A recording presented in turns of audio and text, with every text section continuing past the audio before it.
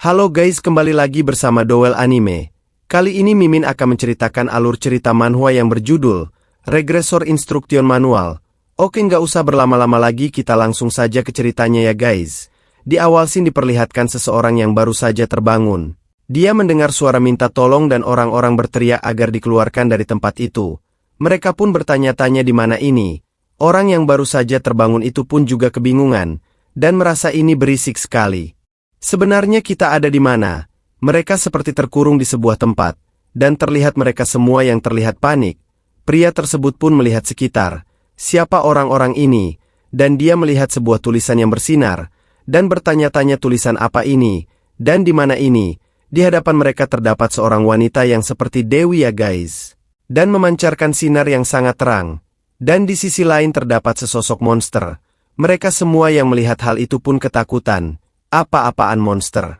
Itu, jangan bercanda, tidak mungkin itu monster beneran.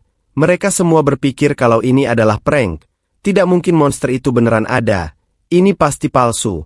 Kenapa mereka melakukan hal ini? Dan pria yang sebelumnya pun berpikir dalam hati, apa yang sebenarnya terjadi? Padahal tadi aku berada di rumah, dan diperlihatkan waktu sebelumnya. Pria tersebut yang sedang makan bersama dengan keluarganya. Namun dia mendapatkan pesan di dalam HP-nya, dan ada notifikasi muncul, apakah Anda ingin mengikuti permainan ini? Dia pun berpikir apakah ada game terbaru, dan dia pun menekan tombol yes, dan itu adalah ingatan terakhirnya. Setelah itu dia tidak ingat apapun lagi, dan scene kembali ke waktu sekarang. Semua orang berteriak agar dikeluarkan dari tempat tersebut. Cepatlah buka pintu ini, mereka seperti terkurung di tempat yang sangat sempit. Ada seorang yang mencoba untuk menenangkan mereka semua. Sudah, semuanya. Sepertinya kita semua berada pada situasi yang sama. Apakah kalian mengingat sesuatu? Pria tersebut pun bertanya, "Hei kamu yang di sana, apakah kamu tahu apa yang sedang terjadi saat ini?" Dia pun menjawab, "Aku tidak yakin." Dia berpikir dalam hati, aku bisa menyentuh orang lain. Jadi ini bukanlah mimpi atau halusinasi. Dan juga, tidak ada yang terasa aneh. Jadi sebenarnya di mana tempat ini? Dan diperlihatkan sesosok wanita yang seperti malaikat ya guys. Dan juga monster. Wanita tersebut berkata, "Selamat datang di dunia lain. Pertama-tama saya berterima kasih. Karena kalian semua sudah menerima undangan dari kami." Mereka pun yang mendengarnya sangat terkejut. Dan bertanya-tanya, "Undangan apa yang kau maksud?" Wanita itu menjawab, "Kalian semua terpilih sebagai pahlawan yang akan menyelamatkan dunia yang berada di ambang kehancuran ini." Mereka pun terlihat marah dan berkata, "Omong kosong macam apa yang kau katakan? Ini pasti prank, benarkan? Panggil polisi." Namun wanita itu pun berkata, "Semuanya tolong perhatikan apa yang akan saya katakan mulai dari sekarang. Karena ini menyangkut hidup atau matinya kalian. Dan tidak semua orang yang berada di sini bisa memasuki dunia kami." Pria tersebut pun sangat terkejut. Hanya orang-orang yang bisa menyelesaikan tutorialnya sajalah yang bisa memasuki dunia kami. Saya ucapkan sekali lagi, hanya mereka yang sudah menyelesaikan tutorial saja yang bisa masuk dunia kami. Dan hanya sebagian dari yang bisa bertahan hidup. Mereka pun terlihat terkejut dan sedih. Dan yang kedua, wilayah kalian tempati saat ini disebut starting point. Kalian bisa menganggap ini sebagai ruangan tunggu. Berbagai persediaan untuk bisa bertahan hidup telah disediakan tempat ini. Di antaranya air, makanan, dan berbagai macam jenis senjata. Dan yang ketiga, kalian semua bisa mendapat berbagai spesial kelas yang ada di dunia ini. Bahkan beberapa orang bisa mendapatkan trait yang khusus untuk mereka saja. Pria tersebut pun berpikir, aku datang ke dunia yang hanya bisa aku temukan di dalam game atau novel. Peringkat akan dibagi menjadi common, rare, heroic, dan legendary. Dan sekarang senjata common rank telah disediakan tempat ini. Pria tersebut pun saat ini akan memilih tombak. Bertahan hiduplah. Dan tiba-tiba kaca yang melindungi mereka hancur. Monster-monster mulai menyerang. Pria tersebut pun sangat terkejut. Dinding ini akan hancur. Dewi berkata, "Kalian semua datang kemari dari berbagai tempat dan memiliki kepribadian yang beragam. Tempat ini sudah dirancang untuk memaksimalkan kepribadian kalian dan membantu perkembangan kalian. Dan kalian akan mengerti apa yang akan saya katakan ketika kalian mengatakan status window." Mereka semua pun langsung menyebutkan status window, dan melihat ada status di hadapannya. Pria tersebut bernama Lee Kyong, umur 25 tahun. Namun dia belum memiliki kelas. Dia pun terkejut, apa-apaan ini. Status 10. Stamina 11. Dia sepertinya tidak mengetahui ini bagus atau buruk. Melihat sebuah ability, dia pun menekan tombol tersebut. Dia berpikir tentang perkataan Dewi. Sebelumnya, bahkan beberapa orang bisa mendapatkan trait yang khusus untuk mereka saja. Dia pun langsung menekan tombol ability tersebut, dan mendapatkan skill Mind Eye, dan sepertinya itu adalah peringkat heroik. Anda bisa memeriksa status window, dan hidden talent range milik Anda sendiri dan orang lain. Dia pun melihat ke arah orang-orang dan mengintip status window mereka. Terlihat mereka semua yang penasaran dengan status Windows mereka sendiri, dan mengecek semuanya, dan dia pun penasaran dengan status window sendiri. Lalu bagaimana denganku? Apa yang akan tertulis? Dia melihat ke statusnya. Overview. Bakat yang player Lee Qiong memiliki itu adalah yang paling buruk. Seberapa kerasnya Anda mencoba, Anda akan kesulitan untuk bisa berkembang melewati tahap amatiran. Semua status milik Anda itu layak disebut sebagai keputusasaan.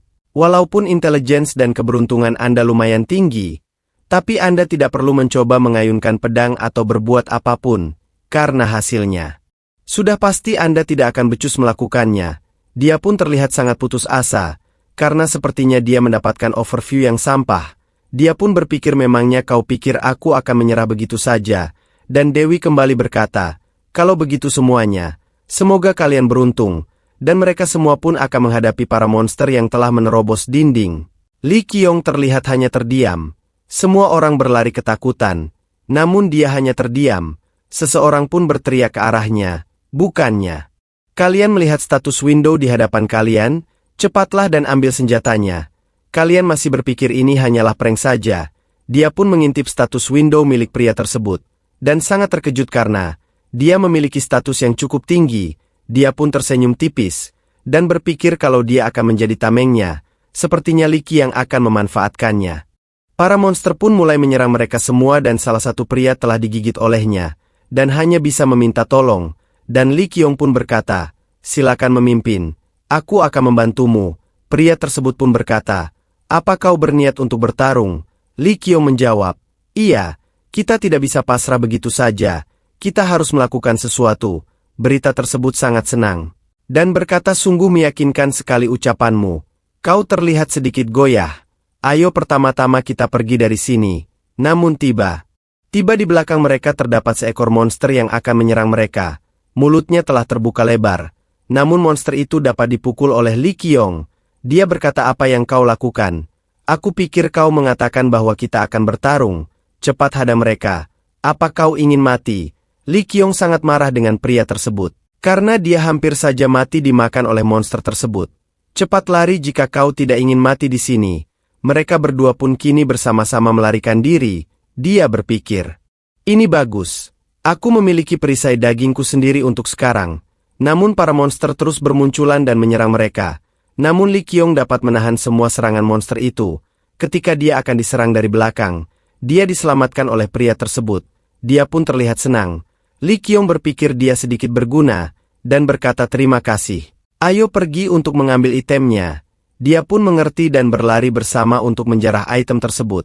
Dan mereka berdua melihat ada pintu keluar. Dan mereka pun terlihat senang. Akhirnya kita berhasil lolos.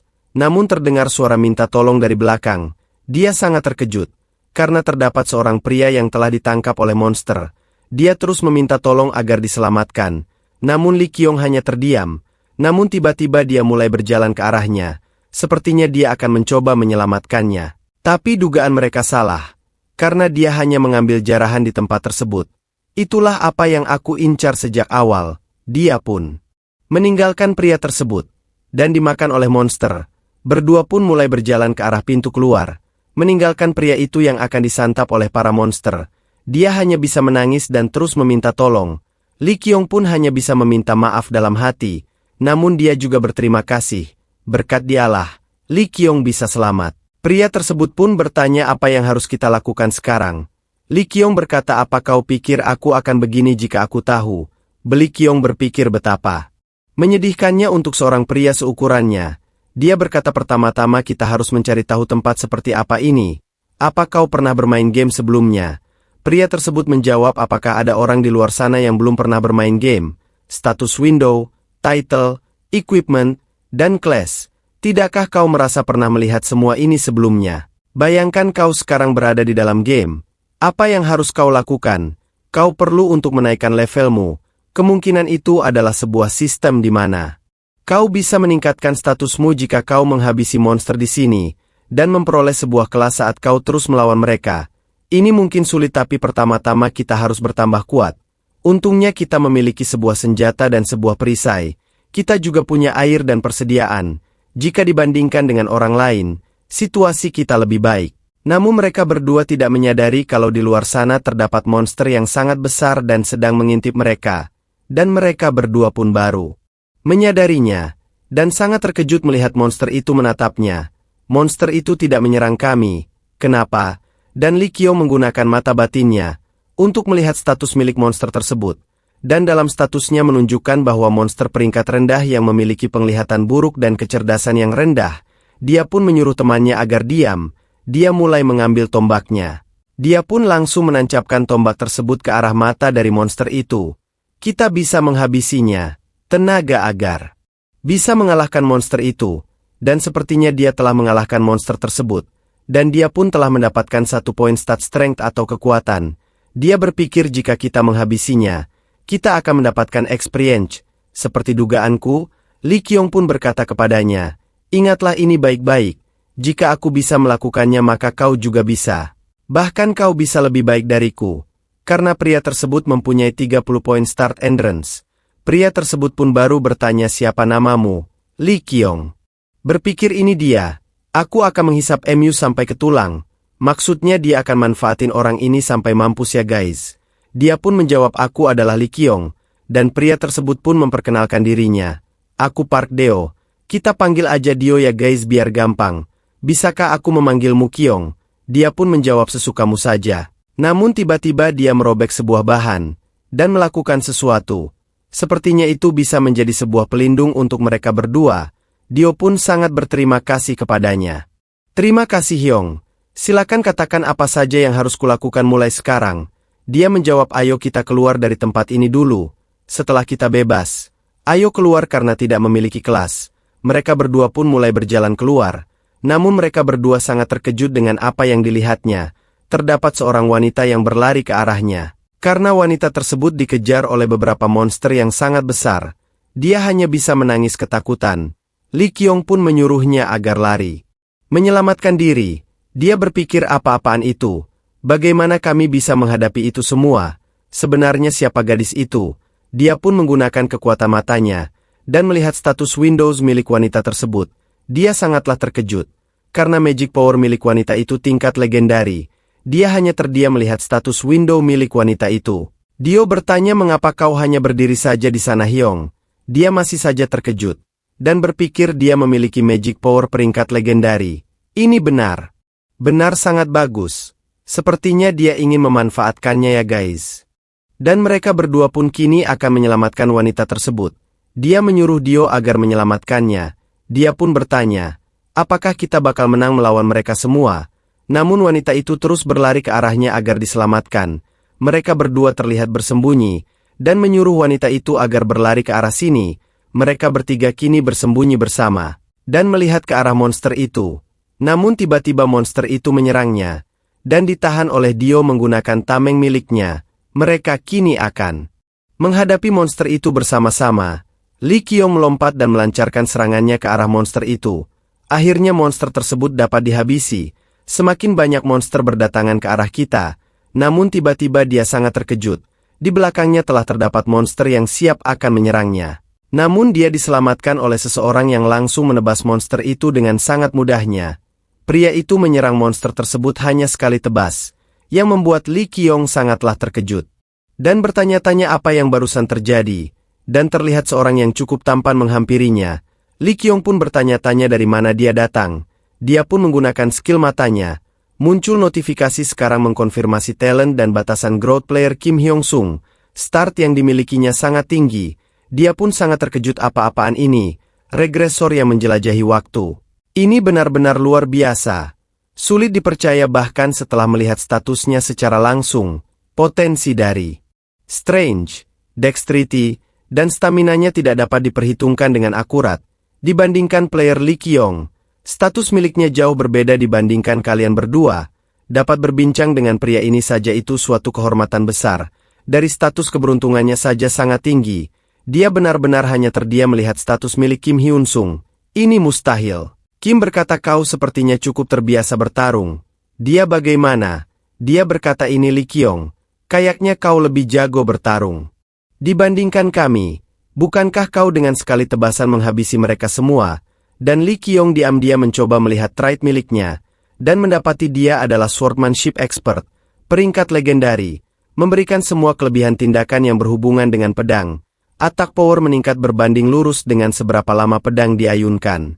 Dia benar-benar sangat iri. Ini terlalu mengagumkan. Aku sangat iri sekali kepadanya. Namun terlihat Kim yang tersenyum ke arahnya. Lee Qiong pun berpikir dalam hati apa-apaan ini, kenapa dia memasang ekspresi begitu, apa dia sadar aku mengintip trait miliknya, tapi untuk sekarang, dia pun memperkenalkan dirinya, namaku Lee Qiong, tadi kamu bilang namamu Kim Hyun Sung, benar kan? Terima kasih banyak sudah membantu kami. Lee Qiong berpikir aku akan bertindak seramah mungkin yang aku bisa. Apa kamu sendirian? Kamu pasti kerepotan. Kim menjawab, untuk sekarang, aku sedang mengumpulkan mereka yang selamat. Sudah kupersiapkan markas. Untuk mereka di tempat yang aman juga. Lee Qiong pun berkata, tunggu, berapa banyak yang kau kumpulkan? Dia pun menjawab kira-kira 30 orang. Untuk yang siap bertarung. Sejujurnya, aku senang kalau kau bergabung dengan kami, Dio dan Qiong. Lee Qiong berpikir, orang ini adalah sang regresor of Altanus. Orang ini paham cara menguasai tempat ini. Dia bahkan kemungkinan mengetahui kebenaran dunia ini. Tidak alasan untuk tidak membangun hubungan baik dengan orang ini. Dia pun menjawab baiklah. Aku akan bergabung. Dio pun mencoba bertanya. Kamu mendapatkan kelas apa? Kim menjawab aku adalah swordman. Namun Lee Qiong melihat ke arah wanita yang sebelumnya. Dia masih tertunduk dan menangis di pojokan. Dia mencoba mengulurkan tangannya kenapa kamu tidak berdiri? Kami datang untuk membantumu. Wanita itu pun berterima kasih kepadanya namun Kim yang melihat wanita tersebut terkejut. Dan wanita itu memperkenalkan dirinya nama saya Haiyan. Kim berkata, senang bertemu denganmu, aku Kim Hyun Sung. Lee Qiong pun terkejut kenapa dia sangat senang melihat wanita ini. Tapi Haiyan langsung memeluk Lee Qiong dia sepertinya takut kepada Kim. Dan Kim berkata apakah kau terluka? Dia pun menjawab tidak. Lalu apakah tidak apa-apa kalau aku memanggilmu Haiyan? Aku ingin Haiyan langsung memberitahu aku kalau ada sesuatu yang mengganggumu. Namun Haiyan berkata aku tidak apa-apa kok. Aku benar-benar tidak apa-apa. Dia malah terlihat ketakutan dengan melihat Kim. Lee Qiong berpikir, pria ini telah melihat perempuan tersebut. Pria itu adalah sosok terkuat yang sudah melihat akhir dunia ini. Kalau dia merubah aliran waktu dengan tujuan merubah masa depan. Kalau begitu dia akan mencari apapun yang menguntungkan dirinya dari awal. Dan tentu saja, manusia juga termasuk dalam listnya. Haiyan pun terus memeluk tangan Lee Qiong dengan erat. Dia berkata ini memang agak terlambat. Tapi terima kasih sudah menyelamatkanku. Lee Qiong berkata sama-sama, yang membuat Haiyan pun terlihat malu. Lee Qiong berpikir Haiyan adalah gadis dengan potensi luar biasa sebagai penyihir yang terpendam. Kim Hyun Sung veteran yang sedang dalam regresi keduanya. Kalian berdua adalah harta. Dia pun hanya tertawa tipis. Ayo bersama-sama sampai akhir. Kalian berdua. Dia pun sepertinya akan memanfaatkan mereka semua, agar dia dapat naik ke puncak. Dan kemudian terlihat mereka semua yang baru saja sampai di sebuah tempat. Ini terlihat seperti tempat berkumpulnya orang-orang. Dio merasa ini sangat luar biasa. Keren sekali. Bagaimana kau bisa menemukan tempat sebagus ini? Dia pun menjawab tidak sengaja. Namun Lee Qiong berpikir dia pasti sebenarnya sudah tahu. Tiba-tiba seseorang wanita datang menghampiri Hyun Sung dan memanggilnya Opa. Selamat datang Opa. Sepertinya kamu kali ini membawa teman baru ya? Dan wanita tersebut bernama Jie. Lee Qiong pun bertanya-tanya siapa dia kenapa dia ramah sekali. Wanita tersebut berkata aku khawatir karena kau belum juga pulang. Tapi siapa orang-orang ini? Hyun Sung menjawab. Mereka ini orang-orang yang akan tinggal dengan kita di dalam shelter selama beberapa waktu ke depan. Lee Qiong pun sepertinya melihat status milik Jie. Dia pun sedikit terkejut. Karena dia ternyata berumur 29 tahun. Sedangkan Hyun Sung baru berumur 22 tahun. Tapi kenapa dia menyebut Hyun Sung Opa? Mari kita lihat. Status yang dia miliki, dan ternyata skillnya sampah, dan di sana tertulis selamat pemain Lee Qiong. Anda akhirnya bertemu dengan pasangan hidup Anda. Anda memiliki potensi untuk menjadi pasangan yang hebat, status yang kalian miliki cukup rendah, dan potensi untuk menemukan bakat terpendam juga sangat kecil. Sangat tidak direkomendasikan untuk dirinya menggunakan sword atau staff. Tetapi lain cerita lagi kalau dia ingin mengakhiri hidupnya sendiri karena bergantung pada talentnya. Lee Ki-yong sangatlah kesal dan marah. Pasangan yang baik katamu. Orang idiot mana yang buat rating keseluruhan seperti ini juga? Dia pun hanya melihat mereka berdua. Terlihat Jihe yang bertanya kepada Dio siapa namamu. Dia pun menjawab namaku adalah Dio. Orang yang di sana adalah Kak Lee Ki-yong. Dan orang di sampingnya adalah Haiyan. Dia masih saja memeluk Lee Ki-yong ya guys. Namun Jihe menatap tajam mereka berdua. Dan menunjukkan wajah yang tidak senang. Dia merasa kalau Dio lumayan juga. Berdasarkan besar tubuhnya dan equipment yang digunakan. Dibandingkan dengan dia si pincang Jun Haiyan. Cowok yang menolong dia. Pasti lemah makanya pincang. Apakah kamu seorang tanker Kak Dio? Aku yakin kau pasti sudah menangkap banyak monster ya. Dia pun menjawab iya benar aku sudah tangkap beberapa. Ini juga berkat Lee Ki-yong yang ada di sana. Kalau bukan karena dia, sudah pasti aku dalam masalah besar. Wanita tersebut pun akhirnya mengerti. Oh jadi begitu ya. Baiklah kalau begitu. Senang sekali bisa bertemu dengan kalian semua. Izinkan aku untuk mengarahkan kalian pada tempat peristirahatan. Ruang tamunya dipisahkan berdasarkan jenis kelamin. Jadi Haiyan silakan ikuti aku ya. Aku harap kita bisa berteman baik Lee Ki-yong. Dia pun menunjukkan wajah senangnya seperti menggoda. Namun Lee Ki-yong menyadari, perempuan ini, dia tipe orang yang sama dengan diriku. Sepertinya dia hanya ingin berteman dengan yang kuat saja ya guys. Sama seperti Lee Ki-yong, dan terlihat di sana terdapat banyak orang yang sedang beristirahat. Mereka merasa kalau pahlawannya sudah ada di sini. Mulai sekarang kita akan jauh lebih aman. Tempat ini sepertinya terlihat aman untuk orang seperti mereka, dan bukan bagiku. Sepertinya aku akan berakhir jadi pelindung berjalan, dan diperlihatkan keesokan harinya, mereka yang sepertinya telah tertidur. Namun saat itu mereka dibangunkan oleh Hyun Sung. Apakah tidurmu nyenyak? Dio pun langsung bangun. Ia nyenyak sekali. Ini semua berkat dirimu. Lee Ki-yong pun berkata, aku memperhatikannya kemarin kalau di sini tidak banyak orang yang mampu secara fisik untuk bertarung. Maaf kalau aku terlalu nyelekit. Tapi bagaimana penjagaan tempat ini? Dia pun menjawab sejujurnya keadaannya juga tidak terlalu baik sekarang. Semua jatah makanan dan air sudah hampir habis. Dan juga kita masih kekurangan manpower. Kita harus mengurus 30 orang tambahan. Bahkan bisa lebih. Lee Ki-yong berkata Hyun Sung. Semua jatah makanan yang kita dapatkan akan segera habis. Dan sekarang untuk melawan musuh juga sudah semakin sulit. Kita mengumpulkan banyak beban daripada yang seharusnya. Namun Hyun Sung menjawab, mereka bukanlah beban. Tapi Lee Ki-yong menganggap mereka beban. Aku tidak mau jadi sukar lawan. Dio pun bertanya, apakah kamu berpikir untuk pergi sekarang? Namun dia menjawab bukan begitu maksudku. Aku cuma mau bilang kalau kita terlalu lama luntang-lantung di sini. Tidak ada manfaatnya juga. Tapi kita masih bisa bertarung denganmu dan menolongmu. Termasuk orang ini juga. Hyun Sung pun berterima kasih. Lee Ki-yong berkata aku sudah paham maksud dari kemauanmu Hyun Sung. Aku yakin kalian semua ingin bertahan hidup dan pergi dari sini bersama-sama. Aku berempati dan memahami pemikiranmu, Hyun Sung. Tapi aku tidak bisa jadi sepertimu. Kepribadianku tidak bisa untuk mengorbankan diriku sendiri. Dan bekerja secara kooperatif dalam tim. Kau bahkan bisa menyebutku orang egois. Hyun Sung berkata tidak. Aku sebenarnya paham. Aku yakin kamu punya sesuatu yang kau mau. Lee Ki-yong pun tertawa tipis. Dan berkata dalam hati aku jadi penasaran apakah dia akan memintaku untuk mengorbankan diriku sendiri untuk kebaikan yang lebih besar seperti sifatnya. Arbiter berhati bersih yang miliki. Arbiter itu sejenis orang yang disegani ya guys. Tapi sepertinya dia paham dengan mauku ya. Baiklah sebenarnya begini. Tentang rencana yang kau rancang. Hyun Sung. Kami ingin jadi bagian dari mereka. Aku tidak bisa membiarkanmu meminum semua madunya sendirian. Dalam rencana masa depan Hyun Sung, kami ingin disertakan juga. Dia pun benar-benar sangat terkejut mendengar perkataan dari Lee Ki-yong. Dia pun berkata jadi kamu sudah tahu. Notifikasi aneh di titik awal mengatakan bahwa ada dua pilihan. Hanya beberapa orang terpilih yang telah menaklukkan tutorial yang bisa pergi ke benua. Aku akan memberitahumu lagi. Kualifikasi untuk pergi ke benua adalah bertahan hidup, menyerang dan bertahan hidup. Namun menurutku, memilih bertahan hidup itu tidak mungkin. dicapai. Namun itu akan berhasil jika beberapa orang memonopoli sebagian besar sumber daya. Jadi, jika tujuanmu adalah bertahan hidup dan bukan menyerang, maka kita seharusnya mengumpulkan sebanyak mungkin orang yang tidak pandai bertarung. Bahkan jika mereka tidak dimakan oleh monster, pada akhirnya mereka akan mati kelaparan.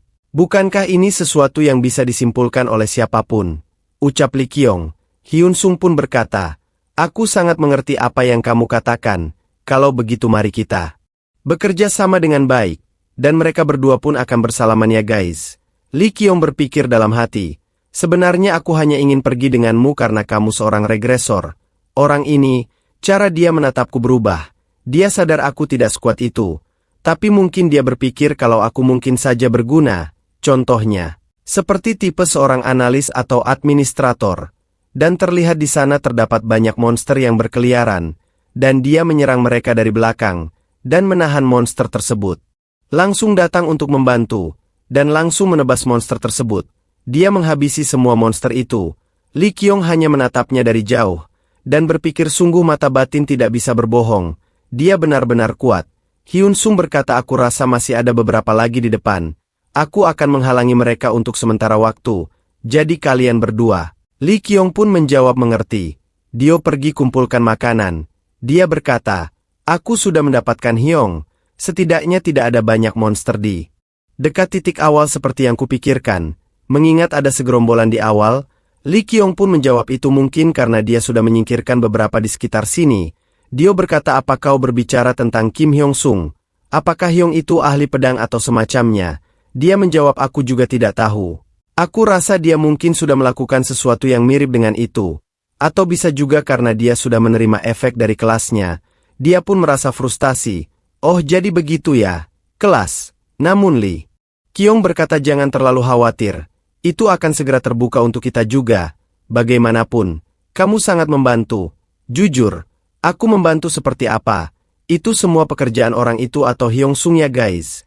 Lee Kyong pun berkata itu tidak benar. Jika bukan karenamu, akan sulit bahkan untuk sampai ke sini. Dan dia pun langsung menunjukkan wajah kagumnya dan terharu. Namun tiba-tiba sesuatu bersinar dari notifikasi sistem. Ternyata kelasnya telah terbuka. Dia sangat terkejut. Beberapa kelas untuk Anda telah terbuka. Jika Anda menekan salah satu kelas, Anda akan dapat melihat deskripsi secara terperinci dari kelas tersebut. Di antaranya Warrior, Archer, Magician dan juga Commander. Dia pun terlihat senang. Bagus. Ternyata lebih cepat dari yang aku kira. Dia pun bertanya-tanya tentang Commander apa itu.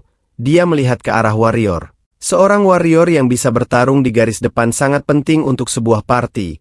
Meskipun efisiensinya tidak besar, Anda dapat beradaptasi dengan pedang, perisai, tombak, kampak, atau senjata jarak dekat lainnya dengan cepat. Nanti Anda dapat membuka kelas lain seperti Barbarian, Knight, Paladin, Cavalry, atau Mercenary. Endurance, Stamina, Strength semua meningkat sebesar 1 poin. Kemudian Archer, seorang pemanah yang mampu melakukan serangan jarak jauh. Dexterity akan meningkat 3 poin. Kemudian Magician, kelas jarak jauh menggunakan sihir. Magic Power meningkat 3 poin. Archer adalah kelas yang bagus untuk yang bersantai. Magician akan meningkatkan sihirku. Tapi aku tidak tahu berapa banyak poin yang aku punya. Namun Commander merupakan kelas dengan sedikit atau tanpa kemampuan bertarung.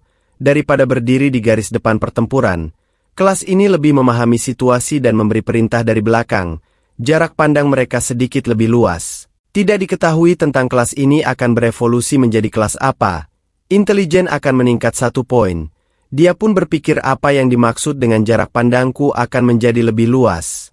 Dan tiba-tiba Kim datang dan berkata, sepertinya kamu sudah membuka beberapa kelas. Dia pun berkata oh ternyata kau. Ia untuk sekarang ada Warrior, Archer dan Magician untuk common grade. Dan Commander untuk grade langka juga muncul. Kim pun berkata Commander, aku pikir itu mungkin saja kelas yang bagus. Apa sebenarnya itu kartu jebakan? Dia pun terlihat kebingungan. Dia berkata aku tidak tahu kenapa. Tapi aku merasa menjadi Commander itu cocok untukmu. Aku tidak pernah membicarakannya. Tapi, bukankah kau benar-benar tipe Commander? Jika Hyongni memimpin, kita pasti akan menang. Coba bayangkan kamu ada di belakang dengan keren dan hanya melambaikan tangan. Dia benar-benar sangat kagum. Namun Lee Kyong berpikir dalam hati, Sejujurnya aku lebih bisa disebut penipu daripada commander. Aku tidak tahu apapun tentang strategi. Namun Kim berkata, tidak banyak yang bisa kamu dapatkan dari itu. Kelas lain meningkatkan stat milikmu sebesar 3 dari awal. Berpikir apa dia mencoba untuk menghentikanku. Namun sepertinya Dio terus memaksa agar dia memilih commander. Kau sangat cocok. Kim pun berkata, aku rasa menjadi archer juga tidak buruk bagimu. Dia menjawab, aku bilang padamu Hyung adalah commander. Tolong pimpin aku. Kim menjawab, jika kamu bisa memberikan dukungan jarak jauh, itu akan sangat membantu. Namun dia masih terus bersikeras agar dia memilih commander. Akan menunjukkan kualitas milik Hyung Nim. Kim menyuruhnya agar memilih archer, tapi Dio menyuruh agar commander. Dia terlihat kebingungan dengan pilihan tersebut, dan mereka berdua masih saja ribut-ribut tentang pilihannya, yang akan bertarung ya guys. Namun Lee Kyung tertawa tipis, dan bingung apa yang harus aku lakukan. Aku menjadi lebih pusing karena mereka berdua. Tapi benar, ini akan menjadi yang terbaik, dan dia pun memilih salah satu kelas, dan tiba-tiba tubuhnya bersinar. Mereka berdua pun terkejut. Apakah berhasil? Apa yang kau pilih, commander atau archer? Mana yang kamu pilih? Mereka berdua sangat penasaran. Dan dia pun menjawab, aku memilih magician. Dia pun langsung menunjukkan wajah yang sangat tidak terima. Kamu bukan commander. Itu tidak masuk akal. Kim berkata, kalau boleh tahu kenapa kamu memilih menjadi magician? Dia menjawab, itu sih cuman intuisiku saja kok. Namun dalam hati berpikir, dia pasti sedih karena aku bukan seorang archer. Sebenarnya sih ada alasan kenapa aku tidak memilih itu. Archer itu tidak cocok karena aku tidak begitu bisa menggunakan tubuhku sendiri dengan optimal. Walaupun kelas commander itu sangat menarik, tapi status yang bisa kudapatkan hanyalah satu saja. Tapi kalau dibandingkan dengan magician, tidak ada salahnya menaikkan stat intelligence yang sudah tinggi milikku ini. Selain itu, stat mana milikku juga ikut naik. Berhubung aku tidak memiliki makna sama sekali, menaikkan 3 stat itu sangat menguntungkan bagiku. Dia mendapatkan notifikasi Anda mendapatkan pengetahuan dasar tentang sihir. Stat mana telah meningkat sebanyak 3, karena efek dari kelas Anda. Dan dia pun mendapatkan pengetahuan yang cukup banyak tentang sihir. Dia pun bertanya-tanya, ada pengetahuan baru yang mengisi kepalaku. Satu demi satu, bagaikan membangun menara dengan mana. Baiklah kalau begitu. Dia pun membuka status Windows-nya. Namun sepertinya di sana kelasnya masih tidak ada kelas, dan statnya meningkat sedikit. Overview, lumayan. Tapi tetap saja yang paling buruk. Akan tetapi Anda mendapatkan tepuk tangan dari kami karena ada perubahan yang signifikan. Karena Anda setidaknya sudah mendapatkan kelas. Ini karena Anda akan sulit merasakan warna dengan bakat player Lee Kyung. Anda saat ini beruntung bisa menaikkan mana Anda sebanyak 3 poin. Akan tetapi, kalau bisa Anda jangan terlalu berharap akan berkembang menjadi magician, karena nanti kekecewaan Anda akan sama besarnya dengan harapan Anda. Sistem miliknya benar-benar ngejek terus ya guys. Namun dia bersyukur, tetap saja bukan yang terburuk, karena ini langsung akan berguna bagiku. Ngomong-ngomong Dio, kamu sudah memilih kelas ya? Dia masih saja frustasi guys karena dia tidak memilih commander. Dia pun menjawab, sejujurnya, aku diberikan pilihan antara menjadi shieldman atau priest. Masalahnya aku tidak tahu yang mana yang harus aku pilih. Mereka berdua pun langsung menyarankan agar memilih shieldman. Mereka berdua terus menyarankan hal itu. Dan akhirnya dia memilihnya. Lee Kyung bertanya, apakah kamu sudah memilihnya? Dia menjawab, seperti yang kakak katakan. Mulai dari sekarang aku ini adalah shieldman. Lee Kyung berkata, baiklah. Pilihanmu tepat. Dia berpikir dalam hati, sudah resmi punya tameng. Akhirnya aku sudah resmi punya tameng berjalan. Kim pun berkata, selamat kepada kalian berdua.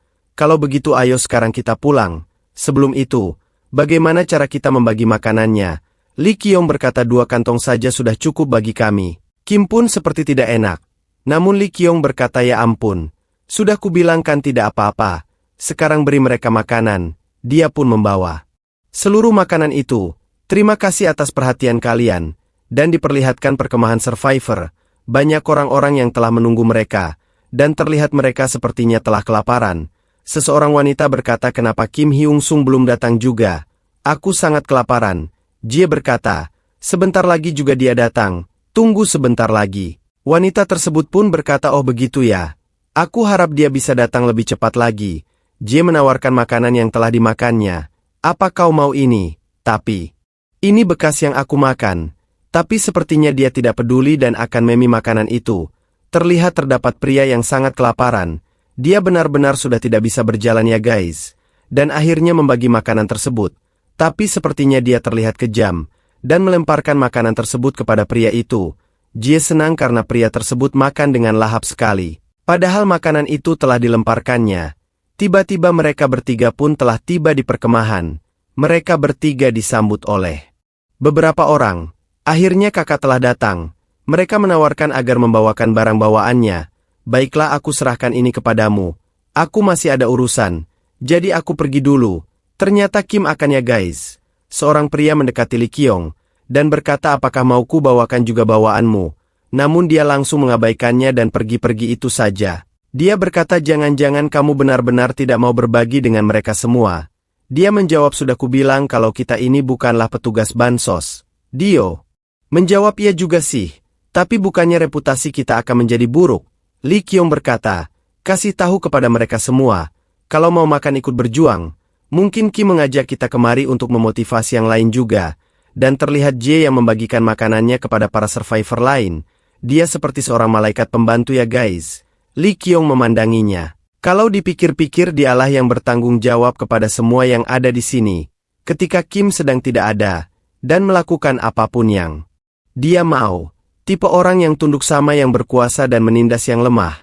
Intinya ketika Kim sedang tidak ada dialah rajanya. Mereka pun terlihat sangat senang karena diberi makanan. Namun terlihat seseorang yang sedang mengangkat batu. Dia bersama dengan seorang anak kecil yang juga mengangkat batu tersebut. Seorang pria berkata ya ampun cepatlah. Kamu mau tanggung jawab kalau monsternya akan menyerang lagi. Dan kau Hayan kenapa kau lamban sekali. Ya ampun lama-lama kau membuatku kesal. Ternyata itu adalah Hayan ya guys bukan anak kecil. Mereka terlihat lemah. Dan terus disuruh-suruh oleh seorang pria. Kalau kalian tidak bekerja sesuai target hari ini, kalian akan mengerti akibatnya. Namun Li Qiong tertawa tipis dan berkata sepertinya aku paham. Bagaimana Hayan diperlakukan di sini.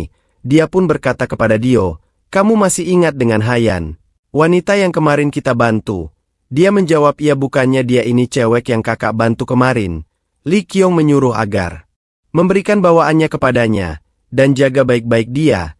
Dia sangat terkejut dan bertanya-tanya. Baiklah, tapi kenapa kakak tiba-tiba seperti ini? Dia pun langsung menyadari sesuatu. Apakah kamu menyukainya? Tenang saja, kalau masalah itu serahkan saja kepadaku. Terlihat sepertinya Hayan telah kelelahan dan kesepian. Hanya mereka berdua yang mau membantunya. Dan sepertinya ini adalah rencana dari Li Qiong. Kamu pasti akan merasa sangat berterima kasih ketika seseorang membantumu. Ketika kamu sedang lemah dan tidak berdaya, kami ini bisa diandalkan. Ini semua rencana Li Qiong agar dia menjadi temannya. Dio pun menghampirinya. Tapi sepertinya dia telah dibantu oleh seorang pria berkacamata yang menawarkan roti miliknya. Li Qiong terlihat tidak senang. Siapa orang berkacamata itu?